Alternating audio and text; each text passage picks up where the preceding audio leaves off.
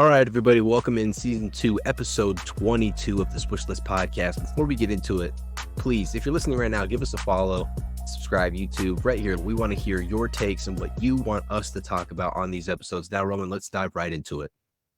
We already know the finals matchup. It's Boston, it's Dallas.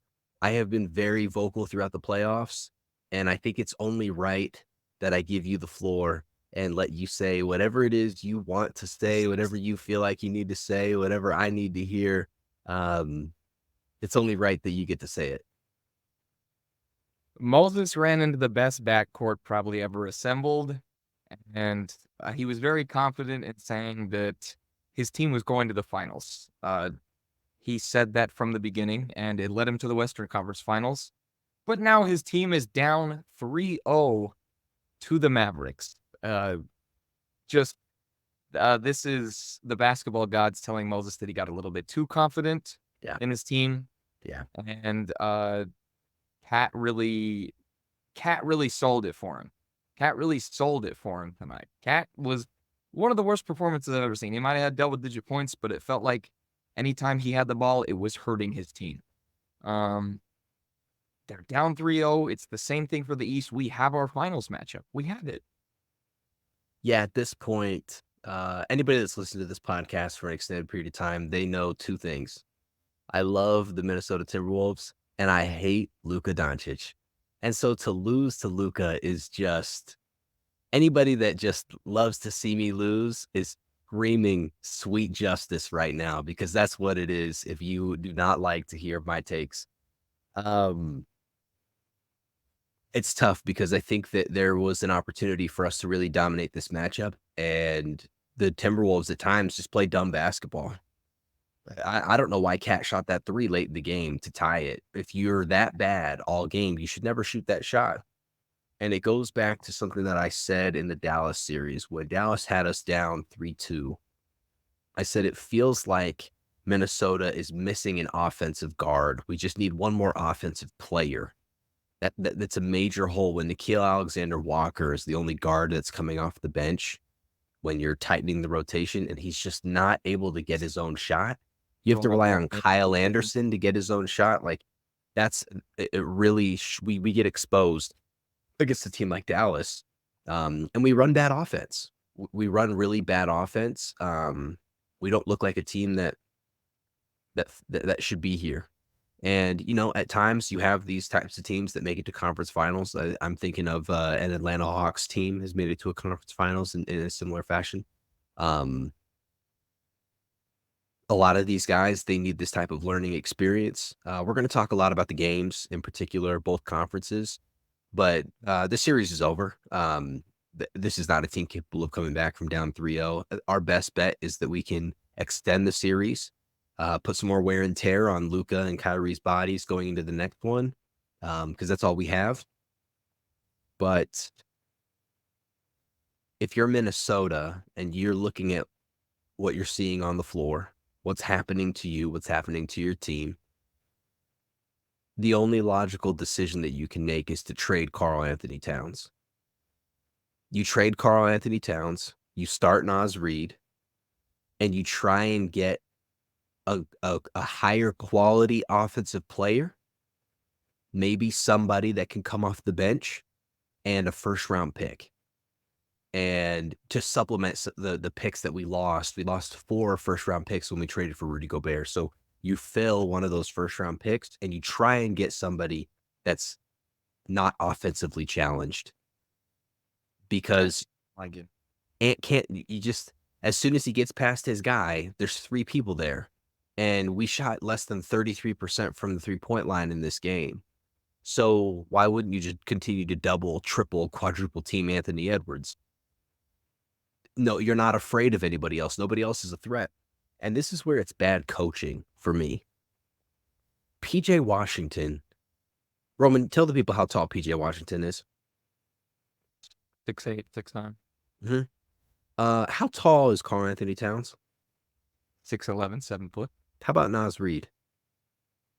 6'10", 11. Now, I'm not going to point the finger at Naz Reid because he has been incredible from just about everywhere on the floor.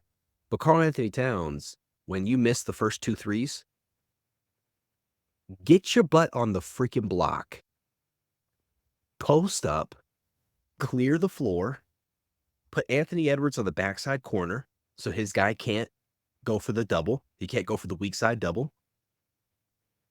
Feed the ball to Karl Anthony Towns, low post, mid post, and Cat, do your thing, because you're being defended by a guy that's 6'9" and you're 7 feet tall. But he wants to play at the 3-point line, and then when he drives past PJ, there's two people there because it takes him too long to get from the 3-point line to the hoop, which is normal because he's 7 feet tall. So it's just dumb offense. It's dumb basketball. And it's hard to watch on television because they put forth all this effort defensively and they just look stupid on offense. And then you turn around and it's Luka hitting a 3-pointer over Jaden McDaniels like it's just barbecue chicken. Or it's any Maverick hunting the Rudy Gobert matchup and embarrassing him repeatedly. I mean, Daniel Gafford is smacking the ball off the backboard. Lively, smacking the ball off the backboard. Rudy Gobert, it's like he doesn't know how to block a ball. Rudy Gobert, the best off-ball defender. I need you to give me on the ball, or Brad. Help me understand. Like, what are you? I genuinely believe you have a better basketball mind than I do. You are a better player than I am. When you're watching these games, talk to me about what you're seeing happening. Where is the gap between Dallas and Minnesota? The individual matchups for Dallas. I think Jason Kidd is a player coach. This was a trade that was great for them to get Kyrie. And like I said, Jason Kidd is a player coach. He knows how to manipulate a Luka, a Kyrie, how to work them through an offense. It seems like if it's not a ISO from the wing for those two, it's coming off a pick and roll. And it opens up the wings for them. That you see how many lobs they get. Yeah. It really is just matchups for them. It's just matchups. I mean, even when Jaden Hardy was on the court, Luka was giving him the ball, telling him to attack Rudy. Yeah. Rudy can't defend. These first 3 games to me have just been matchups, and matchups come in clutch time, especially with Luka Doncic and Kyrie Irving. So when clutch time comes up, you give it to Luka. Luka's not working, you give it to Kyrie Irving. All these their role players they have on the side, they've just been standing there playing defense. They're ready for a kick out 3. They're not exhausted. They haven't been moving around. They've been standing around on the offense. They've been waiting for their perfect pass from Kyrie Irving or Luka Doncic. So it's just matchups here. And the experience from Luka and Kyrie is showing up. And I think to your point with Jason Kidd, he's a master at the small things. For example, he calls a timeout, subs out a player. And then there's the TV timeout. They let me rephrase it. So Minnesota calls a timeout.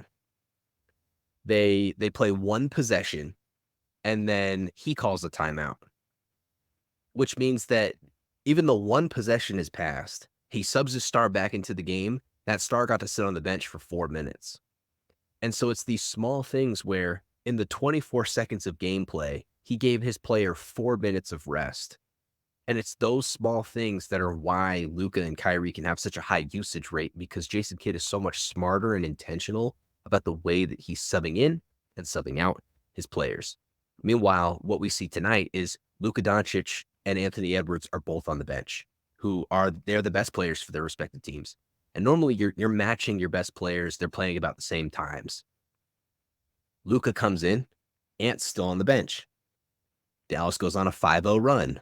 Then they try to sub Anthony Edwards in, and Dallas just keeps the pace of play going. They keep it going and going and going. And so Ant is sitting, trying to sub in, can't sub in. Meanwhile, Luka and Kyrie are both playing. And so there's just these, it's all the small things. Like when you're losing games, and I know they ended up losing this game by what, double-digit points, but the first 2 games, they lose the game by 3. It's the small things. It's these little things over 48 minutes that makes such a huge difference on the outcome. And Dallas just does a better job, to your point, at setting up their best players with the correct matchups. And Minnesota, they don't. They really, really don't. Gosh, it's just rips me apart, man. Well, Because Ant got into his they were talking about it. Ant got into his little flow state after that dunk. Mhm, And the end of the third quarter was beautiful for them. mhm. They evened it up. It was back and forth through the fourth, but that was because of the end of the third quarter, because of Yeah, what they did. But Ant had 4 points in the fourth quarter, and it's partially his fault, but partially the team's fault for not getting him the ball. Like, there's too many possessions where it's Mike Conley coming off a dribble handoff or the yeah. pick and roll with Kyle Anderson. Like, why is Ant not hunting for the ball those last few minutes? And again, it might be team oriented. Again, at last game, he's off the court for an extra few minutes getting oxygen because he's so tired. Yeah. But these are the moments, especially with him talking before the game. This game's going to be different. You guys are going to see me take a bunch of shots. They said during the game that Finch wanted him to take 30 shots. He ends up with 24 points. It's not that bad, but It's this not is that when, good, yeah, but this it's is not when that good. Ant needs to shine. Yeah. This is his time. And again, he's young, 22 years old. I should say, what else can we expect, which kind of hurts to say, but he's young, and his team didn't show up for him. No, and they're overachieving. Like they're overachieving based on his age. I just don't think that he knows. So when he has the ball and he's dribbling up the floor, he wants to call for a pick and roll in the same way that Luka does. But they bring a double, and he's trying to get him versus Luka, and they're just doubling him. But the and then he passes the ball away and then fades into no man's land. Like he disappears for the rest of the possession. And then they end up getting this weird shot or a bad shot, or he'll drive and try and like pivot, double pivot, jump and throw it. Whereas when Luka is in the pick and roll and he sees the double, he keeps the double long enough to put the Timberwolves in a bad rotation so that they get a good shot.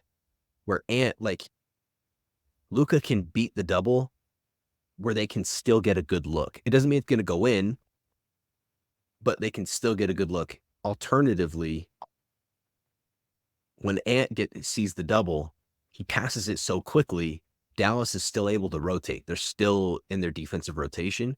And then he's just not aggressive enough to go get the ball back. It's hard to watch.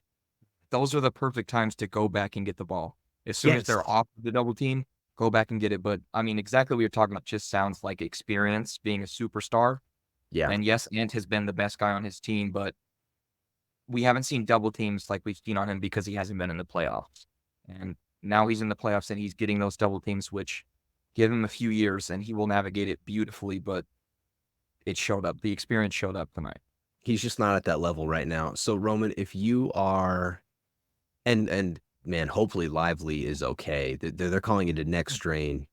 A neck strain is probably a best case scenario for what happened to that guy. He could have, he could have been in a much worse position. And if that knee hits him in the right spot in his head, he might have a brain bleed. Like it was a hard shot to the head. Really hope he's okay. I mean, Dallas is going to the finals. And we're going to talk about Dallas. We're going to talk about Boston and what that matchup looks like. But when we're looking at the Timberwolves, because I feel like this is the only time we're really going to get to talk about them. By the time we record the next podcast, there's no conversation really around Minnesota. So when you're heading into the offseason, incredible run that they've had right here. Tell me the two moves that you're making to make sure that this roster can get back to a position like this again. For Minnesota. Yeah. I like your move off of Karl Anthony Towns. I think going off of him and filling it out with Naz Reid, he showed that he can be their power forward. Mm-hmm. He's basically Cat, but just performing better in the playoff. I mean, they wouldn't be here without him. So I think you move off of him. And in terms of the acquisitions, you fill out your bench a little bit more, obviously, but you go for that because we've talked about Mike Conley talking about possibly coming to an end, but I think something like moving off of him for a more dominant guard would help too. I Oh, a think dominant starter. yes, Okay. yes. I think they've gotten what they need out of Mike Conley. He's been a great role model for him, for Anthony Edwards, Yeah. but I think he needs a little bit more. And I think getting rid of Cat can open up the opportunity for another guard. So I think filling out the bench a little bit more. You keep your Nickeil Alexander-Walker, your I don't even really know. I like their bench that much. Kyle Anderson's not really a shooter. He's been great on defense for them, but you Yeah. fill out your bench a little bit more. But I think going for a more dominant guard, just maybe just not as short, because Mike Conley gets Yeah. attacked. He gets attacked. Yes. Great experienced guard, but I think having a more dominant guard to pair with Ant is something that would help them to become what looks like the Dallas Mavericks going to the NBA Finals because of the two guard. Yeah, I think that we need a 3-point shooter off the bench. We just need a sharpshooter. Well, you got Nickeil Alexander-Walker launching left-handed threes from the corner. He's been solid defensively, other than Kyrie torching him, Luka torching him. Through the playoffs, he's been solid defensively, but he's not consistent at all in offense. Like I don't think Tim Hardaway Jr. has been good, but his play style with the All-Star is the type of player that we need. I don't think we need him, but we need someone with that play style where they're ready to catch and shoot. When we're looking at guards that you're trying to pair with Anthony Edwards, are you thinking like a DeJounte Murray type player, or are you looking for somebody that is less attack the basket and more outside shooter? Like, help me get an idea of maybe not like, give me a comp for a player that you'd want to see. Well, I feel like we're looking for, again, more of a facilitator, but not a ball dominant facilitator. Like a Darius Garland. Well, he's still undersized. He's still a small Undersized, guard. but Yeah. see, that's where it gets tough. Is there's no ideal guard for this situation, and I mean Mike Conley's great, but it's just to name a player. I really don't think I can name a player right now. I mean, I have to think about it. I can get back to you on that, but I just feel like Mike Conley's good for them. Yeah. But he hurts them too. He might be a vet that they need to move to the bench. Yes. Yeah. If he's coming off the bench, I think he can stay, but his time as the starter is done. Is done. Rudy Gobert. I don't know what you do with Rudy. This is just what happens in the playoffs. He gets exploited every year. Every year. He can be Defensive Player of the Year, but he just gets exploited. I messaged you this. He came in for 2 possessions, and it basically ended the game. He fouled Daniel Gafford on a dunk, and it just ended the game. And I don't know what you do with Rudy, because his game converts to wins in the regular season, but you get into a conference finals and it's just attack Rudy. I don't know. If I've said it once, I've said it a million times. When you see Rudy Gobert on a random Tuesday night, it's difficult to play against him, because you're running the same offense every night, regardless of who you're playing. But in the postseason, when you intentionally plan to a higher degree than at any other point in the regular season, you can expose Rudy Gobert. And where it's difficult is he has no offense. He has no offensive moves. None. He doesn't have a single post move. Not one post move. You might catch him Euroing every once in a while. He cannot catch the ball and do a drop step. He cannot catch the ball and shoot a hook shot. He cannot catch the ball and use his pivot foot. He, on offensive rebounds, lays it up. He doesn't even dunk it. There is not a player in my life that I have watched on national television and been more frustrated watching them on both sides of the ball. Because on offense, he has no bag whatsoever. But then he's Defensive Player of the Year, and consistently guards are shooting over him, shooting around him, and laying up the ball in front of him. The amount of layups that get by him is really... It just seems like he's not coordinated. how is this guy a defensive player of the year? We saw the tape with Wemby where players will not shoot the ball. Like they won't, but no one is afraid to shoot the ball against this guy.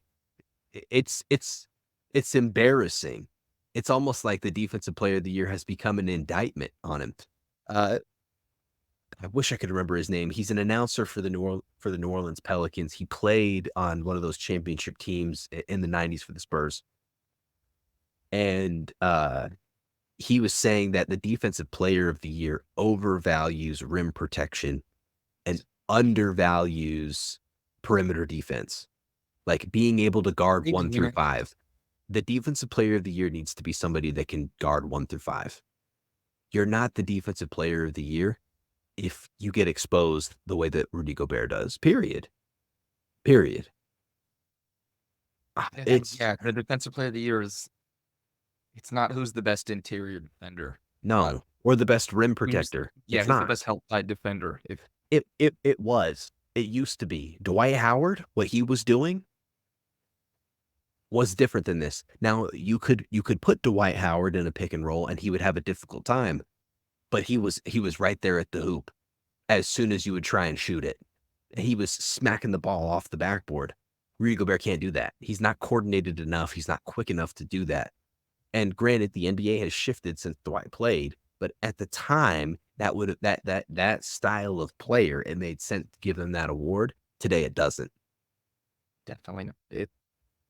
It's not who's the best help side defender. And no, that's what Rudy is for your team. But we've been saying this for a couple of years now.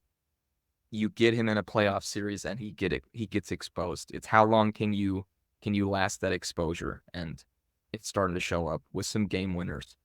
Rudy Gobert might be the guy that costs us Anthony Edwards' prime. Or costs you Anthony Edwards. Period. Yeah, no, it's true. It's really true because we're trapped. We're stuck with this guy for a long time. Okay, let's shift gears to Dallas. I don't think anybody anticipated 3-0. And if you're the Mavericks, everything you could have hoped for from Luka Doncic, he is delivering. He gets put in the most impossible situations at times, and when he shoots the ball, you just know it's going in. Everybody and their dog knows it's going in. Anybody who doesn't watch basketball knows it's going in. There's an inevitability to the way that the Mavericks are playing. They are not afraid of the moment. They are not afraid of the matchups. They are hunting these players down, and they are offing them at every chance. If you're Mark Cuban, if you're Dirk Nowitzki, if you're Nikola Jokic, you're watching this Dallas Mavericks team, and you are just so happy that they're delivering because the aptitude was there. And now the play is meeting that level. And so, my goodness, man, it's an incredible team. They had an incredible trade, and they are primed and ready to go to the finals. Roman, what impresses you most about the Dallas Mavericks? It's the fact that Luka and Kyrie is working so well. I think when he got traded from the Nets, it was just kind of like, why would you do that? They're both ball dominant guards. Like, It isn't going to work. But the way they interact with each other, I think Kyrie's energy just bounces off perfectly with Luka. Luka's very intense, like offensive guy, like involved with the reps, and Kyrie's just taken the role of leadership. Yeah. Let me elevate everybody's play. I'm the veteran on this team. Let me motivate people. I'll take the big shots when I need to. Yeah. But the difference is Luka has the opportunity to have somebody else who's great on his team. Yeah. He has another superstar, which is he's been lacking. He's never had this before. When they made the Western Conference Finals, he didn't have a superstar. So it showed in this game. Luka's trying to foul bait. Jaden McDaniels kind of locks him up for a couple possessions in a row. Hand the ball off to Luka. Luka, go. I trust this guy. Which I wouldn't expect from Luka. I would never expect that from him. But I think the relationship that Kyrie has built with them, and their connection has got them to this point, and I find it unbelievable that it's working this well. Yeah, their chemistry is top notch. And I saw a comment on social media, and it was, why, like, if Kyrie wanted out with LeBron, but it's working so, like, why is it working so well with Luka if he couldn't make it work with LeBron? Guys, Kyrie has been in the league for how long? Like, he played with when he played with LeBron, he was still a new player to the NBA. He was still making a name for himself. He made a name for himself while playing with LeBron. Of course, it would make sense for him to want to try and do it on his own. Of course, it would make sense that he would want to try and team up with other star players. And of course, it would make sense that when he finds Luka Doncic and he realizes that this is a team that's poised to make a run, that he's going to find the role that he excels in, which is, this guy's one of the best second options in the history of basketball. When he gets a ball dominant number one guy, he is one of the most lethal, one of the most clutch, one of the most surefire players that we have ever seen play as a second option. And he's seen this before, and he knows what it takes to win. And so it's so weird for people to be like, oh, to randomly point a finger at LeBron. And I don't want this to become a LeBron segment, genuinely. But we're seeing a Kyrie he's not bringing extra attention to the team. He's locked in on basketball. And I mean, they're going to go to the finals for it. It's absolutely incredible to watch. Let's pivot to the Eastern Conference, filled with games that no one wants to watch, and teams running football plays instead of basketball plays. We saw a Hail Mary in Game 3. This was what we expected. There's really no surprise. If you're Boston, you now have the benefit of not having to force Kristaps Porzingis to come back out and play. If it were me, if he's playing full contact practices, I would get him 10 minutes in Game 4. I'd get him some minutes, because to not play for a full series and then to play in the finals is significant. Not that he's going to be the number one option or the number two option, but I'd get him some minutes. Roman, what are we seeing from this Boston-Indiana matchup? We are seeing the more experienced team show up. My Pacers they're letting me down. Yeah, they're cooked. Like, not completely, but this team would have been up 2-1 on the Celtics right now. Yeah. Game 1, they gave it to him. Game 3, without Tyrese Halliburton, they gave it to him again. Up 8 with 2 minutes left, and they lose by 3. The turnovers show up. Nembhard was playing beautiful, but yeah, again, it's just experience. It's just experience at this point. Jrue Holiday, one of the best perimeter defenders, and he showed that. But the Celtics have been here before. That's what it is. The Pacers haven't. Rick Carlisle has been here before. Yeah, but I guess just not with this team, and they don't know how to close out a game now. And it doesn't help that they don't have Tyrese, but I think this is good for the Pacers that they were able to make it this far. A team to look out for in the Eastern Conference now against any team. Yeah, they made it here off injuries, but they've got some pieces. And so did Boston. Yeah, the entire East has just been full of injuries. The only test for the Celtics is going to be the finals. But yeah, the whole thing, the Kristaps, it's just tough because it's been a month and a half since the guy last played. Yeah. So it's like, do you even risk putting him back in the lineup? This guy hasn't been with the Celtics for long. So, but this is a guy that has to want to beat Dallas, man. I know, playing his former team, it's there, but like, they're playing good without him. That's all I gotta say. If he comes in, doesn't mess up the fight that they've been playing. Yeah, but they find themselves in these compromising situations and have to play their way out of it. You can't play your way out of this against Dallas. You can't go down 15. You can't end up in these late game situations. Luka will make the right play. Halliburton turned it over. Luka's not going to do that. So like Boston puts they do this to themselves, and you're not going to be able to get away with it anymore. The East, The East was a Boston, sham. the East it's a house of cards, man. We got to the end and somebody pulled the rug out, and it just, yeah, the East was a crypto scam, dude. Everybody came to watch, and it was just bad to worse. The injuries. Every single team had injuries. Yeah, It's no, it's unbelievable. been Probably the strange. Celtics for getting the 1 seed. They got the 1 seed and had the easiest route, which is Yeah, and that's why you not get really it. surprised. Yeah. That's why you get it. Man, But the guard matchup, though, this is what the Celtics built this team for. You go yes, against Kyrie and Luka, but you have probably the 2 best perimeter defenders in the NBA. you have the Jrue best Holiday perimeter and defenders Eric White. and your superstars. And your superstars. Like you have okay, so let's get into this, because really I think that's all we have to say about Boston versus the Pacers. The Achilles heel for the Boston Celtics is the center position. It's Al Horford, and if you don't have Porzingis, because we know what Dallas is going to do.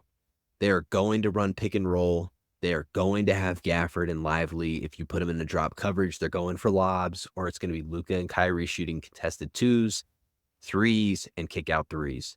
And if your only center is Al Horford, the Boston Celtics will struggle. They will struggle significantly.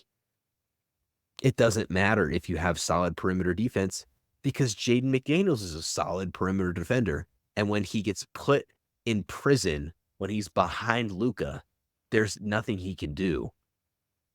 And so that's why it's so important to get Porzingis back.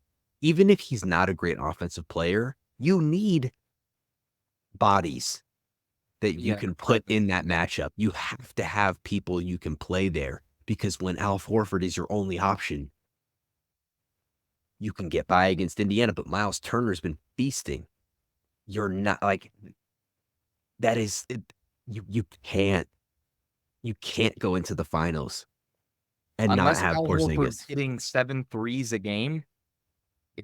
Roman, come on. I mean, they have Cornette got hurt last game, so now they got O'Shea Brissett coming off the bench as their backup center. Yeah, it's not guy good. who doesn't have minutes, so it's the only position that's going to hurt them is the center position, and that's the position that thrives for the Mavericks because they run their offense through the pick and roll, the alley-oops. How do we play inside out to get to our guards? By playing through Lively, by playing through the big. So it's who's going to be there? Who's going to be hurt? Who's not going to be hurt? How long is Lively out? Is Porzingis coming back? Is Al Horford role player Al Horford, or is he Hawks Al Horford? And how healthy is Luka going to be going through that finals run, right? This guy he's got 2 hurt knees. I mean, it doesn't look like health matters. He looked great. He looked great tonight. Well, he doesn't rely on his athleticism, right? Like, but regardless, that's another series of games. You know what I mean? Like, I don't know. It's they're torching the Timberwolves. They are lighting up the number 1 defense. Boston's, I think, I want to say like they're the number 2 defense. Okay, so they're torching the number 1 defense, and they have 3 bigs. Boston could go in with 1.5 bigs. It's a tough spot to be weak. It's a really tough spot to be weak. You'd be okay if you were weak at the 4, not the 5. No. And the matchups, like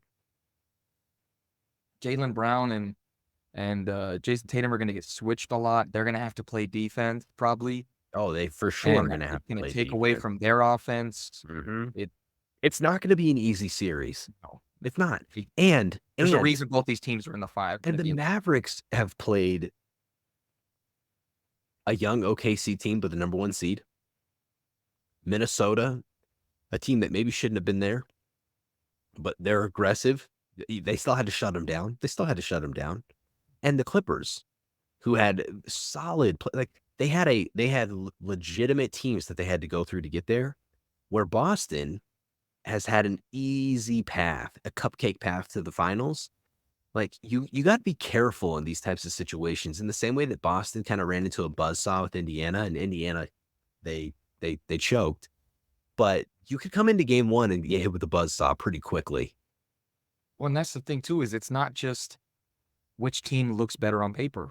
The playoffs, it's which team match up, which team matches up better with another team. Because nobody predicted the Mavs to be in the Western Conference Finals. Oh. I mean, some people did, but that's just mad. But yeah. You wouldn't expect this type of team to be here. But the amazing thing about the playoffs, it's purely who performs better. And these are just, they're people. They're not, this isn't a simulation. These are real guys. This is not NBA 2K. Players are going to underperform and players are going to overperform. And it's going to show up in the finals. I think it's going to be an absolute battle. It's going to be interesting. So all we can do now is just wait. Well, we're on this side of the pod, which means people are going to be looking for an answer. Unfortunately, we can't just sit here and wait. We need to give the people some type of prediction. And so let's start by predicting who wins this finals matchup. Boston Celtics, Dallas Mavericks. Who do you have winning, Roman? Celtics. I'm going to go Celtics 6. Wow. I'm going to second that. I'm also going to go Boston in 6. The storylines are fantastic because it's Porzingis against his former team with Kyrie against his former team. It's going to be bad blood. It's going to be bad blood. And this is the series where Kyrie will be tested the most because these fans hate him and he hates them. And He lied to him. Will he still be this calming presence that he's been up to this point in the postseason? We're going to have to find out. I do believe Dallas, though, is going to punch him in the mouth early. I wouldn't be surprised if Dallas wins game 1 and Boston has to bounce back and recover because I just don't think they're going to be ready for the level of intensity that they're going to find in the Mavericks in the first game of this series. I don't think they're going to have an answer for how to defend Luka Doncic in the first game of this series and how he attacks the pick and roll. But I do believe that over time, because Boston has so many weapons and they have so many guys that can give them a 30-point performance or a 40-point performance, that's going to overwhelm the Dallas Mavericks. There's an inevitability to Boston in just everywhere you look. There's a guy that can give you 30. And that's just not something that Dallas has. And I think that amount of firepower with that a team being willing to take the challenge defensively ultimately wins out. What do you think about that? Let me know your thoughts. I agree. Also, the problem with the Mavericks is they give a lot of opportunities for 3-pointers for teams. And they've been very successful at getting a lot of shots from teams who haven't been hitting. And unfortunately, the Celtics team, the number 1 3-pointing shooting team in the league. Derek White has been amazing through the playoffs. Drew Holiday hits his shots. Jaylen Brown is going to give you a couple. Jayson Tatum hasn't been good, but regardless, I mean, Al Horford too. If they have Porzingis, Peyton Pritchard, Sam Hauser, they're the best 3-point shooting team in the league. And I think it's going to show up, but I would expect in the majority of the games for the Mavericks to be in foul trouble. The way they play defense, really, I would expect PJ Washington or Derrick Jones Jr. to be in foul trouble early, and possibly one of the bigs if Lively's back. Yeah. But this team fouls, and the Celtics, I wouldn't say they're foul baiters, but they get to the rim. Yes, they are the number 1. Yeah. They get to the rim at a high level. Yeah. And they have star players. Jaylen Brown's a star. Jayson Tatum's a star. Drew Holiday has been a star for teams that he's played for. Yes. They're going to get to the line. So I would expect foul trouble from from these guys. I think we're going to see it in a few of the games. So I would expect a lot of 3-pointers and a lot of fouls. That's what I'm thinking happened through the final. Yeah, to me, for anybody that doesn't know what foul baiting is, what we're talking about, just go watch Luka play. Watch Shea Gilgeous-Alexander play. The difference between Boston putting a team in foul trouble and Dallas, it's really this. Tatum and Jaylen, they get to the rim, they're attacking your bigs, or they're pump fake in the paint. They get you elevated, they go up and under, they score. They're going through you to score the ball. Whereas when you're watching Luka play, his mindset going into the possession is, I'm going to get a foul on this guy. And so he's flailing, he's throwing his arms, he's stopping in the middle of the play and looking at the ref. Like, he's doing these things that's not within the flow of basketball. It's not within the flow of the game. And it's happening normally outside of the 3-point line. As he's getting closer to the paint, that's where it's happening, right? The mid-range to 3-point extended, that's where the foul baiting is. For Boston, they're in the paint, they're attacking you, and it's as you're trying to contest, they over and over and over again, you're going to foul. And so, yes, I don't believe that Boston foul baits. I just believe that they play downhill. They're not focused on trying to. They know you're going to foul them. Yeah. Whereas Luka's looking for your arms as he's going up to. Yeah, he's trying to go through your arms, and then he's going to laugh at you after when he gets the call. Jaylen Brown, he's been amazing. He's been good. His left hand. He's been good. He used his left hand. This playoff run is just an indictment on all of my takes combined. It's brutal. The basketball gods, they hate you this year. They hate me. You just gotta wait till next year, I guess. But I guess in that so. case, they're gonna lose. I did get a Minnesota Western Conference Finals appearance, so let's not. I didn't have a fantastic run. First time in 20 years. I mean, I was 7 years old last time they were here, like almost turning 8. Like, I've had a great run this postseason as well. So at least there's that. But this is gosh, it's can't miss basketball, dude. It really is. You have to leading too. We've talked about this with 1 through 3 seeds are the only teams that really win championships. Mm-hmm. So if the averages work out, the Mavericks really should not win. They're not going to win. 5 seed. The Celtics are a 1 seed. We took the safe pick. That's what it is right now. But we took the team that should win. The team that should win. We definitely took the easy route.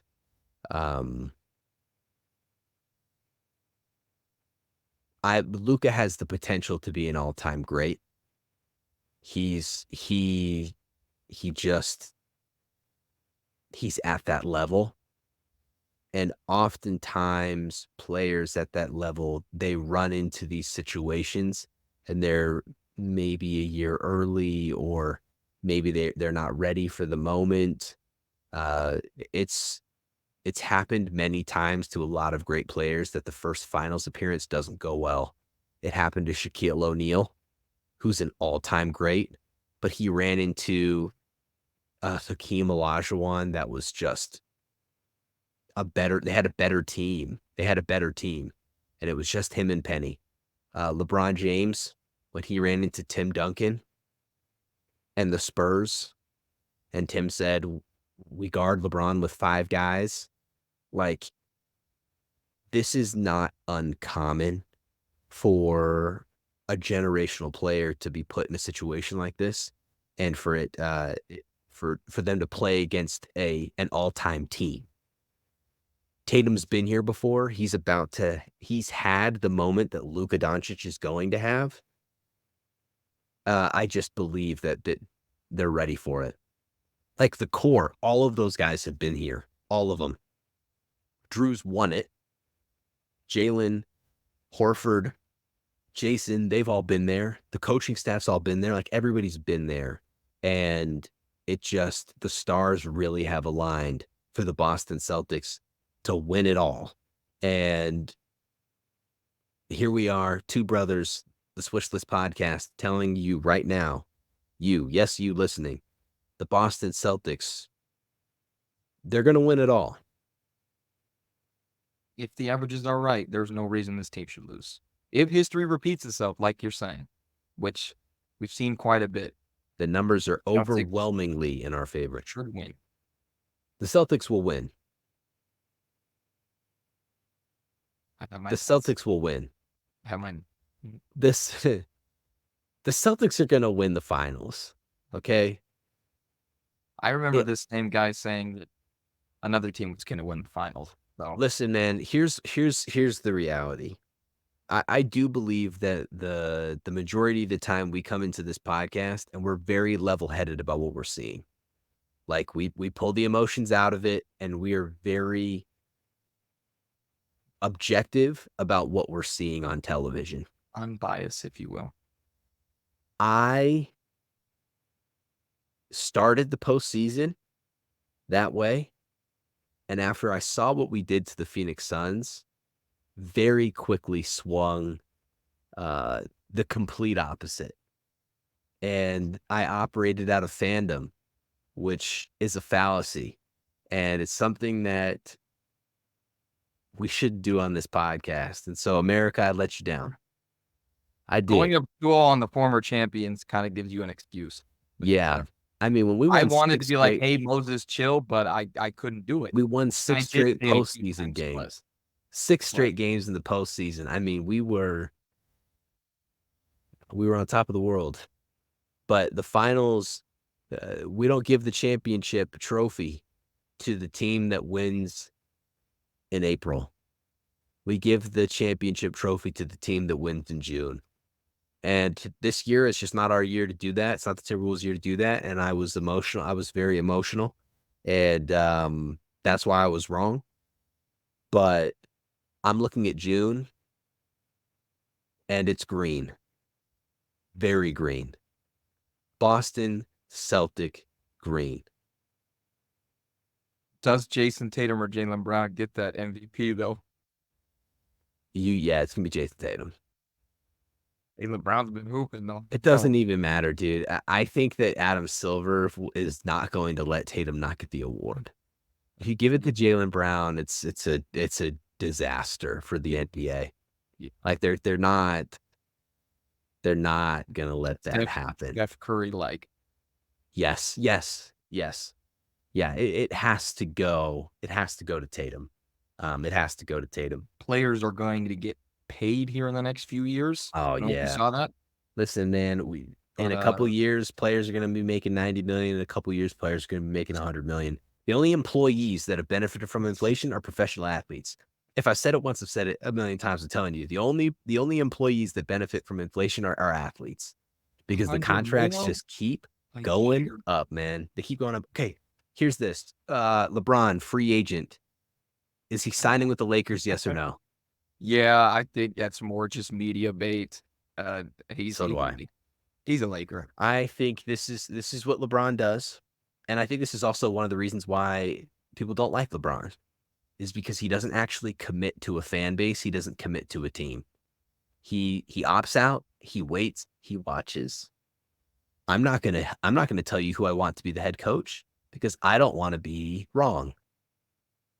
I don't want to tell you what superstars you should get, because I don't want to be wrong.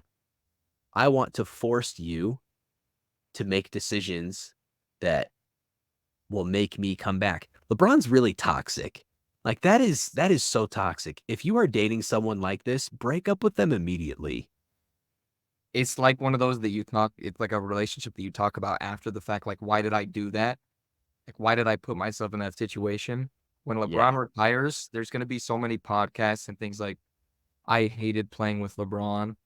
Like, there was things that he made us do, or things that he said trying to be a coach. Like, I feel like that's the type of situation that's going to happen. Yeah, it also just draws so much attention that you can't relax when you're playing. It's just this unnecessary pressure that he puts on the team. I'm going to give you a great example of like this LeBron James free agency thing. I dated a girl once in high school, and we were talking, texting, went on a couple dates, whatever. And she was the type of person that I would text first on Monday, and she would text first on Tuesday. And then I would text first on Wednesday, and she would text first on Thursday. And I remember this gets really serious pretty quick, but our our parents ended up getting divorced, and I was just going through it. I was trying to figure things out while I was in high school. It was a lot. It was a lot emotionally to navigate, and I just didn't text first on my day, and it was an unwritten rule, right? Nobody said anything, and I didn't text, and I never talked to that person again.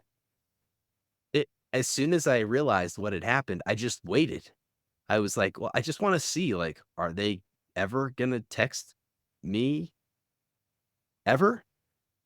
They never did. That's the type of pressure that LeBron James puts on a team, where it's this unwritten rule, this unnecessary pressure. Everything would be so much easier if he just came out and said, Lakers fans, I love being in LA. I'm playing for the LA Lakers. I know I'm a free agent. I'm just working out some contract negotiation with the team. But I'm committed to you. I'm committed to our future. I'm committed to winning a championship. But LeBron won't do that. And that's one of the reasons why fan bases like the Lakers and NBA fans in general oftentimes have such a hard time wrapping their arms around the king. Well, yeah, and if he fails, like you said, it's not his fault. But if Mhm. he succeeds, it's all because of him. He had zero help. They didn't make the pieces that he needed, and he still was able to win or Yeah. get to the finals like he did so Yeah. many times. So you can't say it's a win-win for LeBron because he has so many haters, but it's very easy for him to just stay quiet Yeah. and That's let his agent say that he's the free agent. yeah. He didn't even say it. He had his agent say Rich it. Paul. Just the most calculated man in the history of basketball. Well, that's going to do it for us today for the Swishlist Podcast. Please, if you haven't already, click the subscribe button, like, share, subscribe. We really appreciate all of the feedback that we get, the responses from you, the love that we receive on social media. So please, if you know somebody that doesn't know the game of basketball, send them this episode. Make sure that they are as informed as possible going into the finals, because it's a cold world. But once again, we appreciate the opportunity to be here. Roman, send us off. It is finals time, baby. Not yet completely. We're We here. know our matchup. We know what it We're looks here. like. If you're Yeah. not subscribing, if you're not liking, if you're not following, it's getting ridiculous. It's really getting ridiculous. We're wrapping up on the season. We need y'all with us. We need y'all interacting with us. We need everybody. Episode 22, Swishlist Podcast. We are